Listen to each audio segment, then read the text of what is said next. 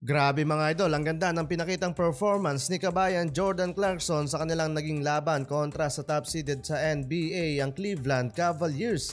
Habang nasampal ng multa ang Minnesota Timberwolves guard na si Anthony Edwards, kasunod yan mga idol ng kanilang pagkatalo sa laban kontra sa Golden State Warriors sa score na 103-113. Masakit yun mga idol dahil home court advantage pa ni na Ant-Man.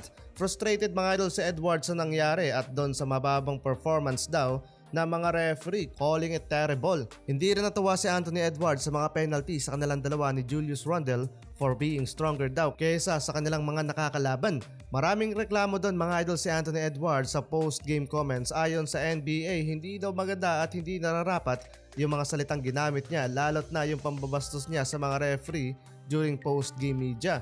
Dahil doon mga idol, pinagmulta si Ant-Man ng $75,000 o katumbas ng kulang-kulang 4.4 million pesos. Hindi lang yan ang unang beses na pinagmulta si Ant-Man dahil sa paggamit ng profane language during interview matapos manalo ang Timberwolves kontra sa Golden State Warriors. Noong December 9 lang, pinagmulta din siya ng $25,000 o katumbas naman sa Philippine money ng 1.4 million pesos. In just 1 month lang mga idol ngayong December, total of $100K ang binayaran ng kampo ni Anthony Edwards at lahat din yan mga idol related sa Golden State Warriors.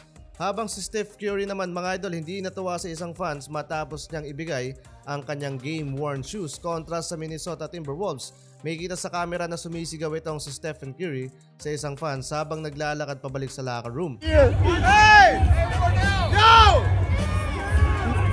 Tila sinusubukan ni Curry na ibigay ang kanyang sapatos sa isang batang fans ngunit kinuha ito ng mas nakakatanda. Bihirang mangyari ito mga idol na mairita si Stephen Curry sa fans. Pero may mga kumakalat na balita mga idol na pagmumultahin daw ang NBA superstars sa nangyari. Pero lilinawin lang natin mga idol, wala pang official na balita kung pagmumultahin nga ba si Steph Curry sa nangyaring pagsigaw niya sa isang fans. Habang sa naging laban mga idol ni na Jordan Clarkson kontra sa Cleveland Cavaliers, what a great performance ang pinakita ni kabayan. Though natalo mga idol ang Utah Jazz sa score na 113-124, pinangunahan ni JC ang kanilang kupunan at kumamada ng 27 points, 6 rebounds, 2 steal and 5 assists, shooting 7 of 17 from the floor at impressive 3 of 5 from the 3-point arc. Pinapakita lang ni kabayan ang kanyang worth sa market lalo't kasama ito sa ititrade ng Utah Jazz. Kasama sa apat na NBA teams ang seryosong ma-acquired si Jordan Clarkson, ang New York Knicks na hawak din ang demand ng Utah Jazz para sa trade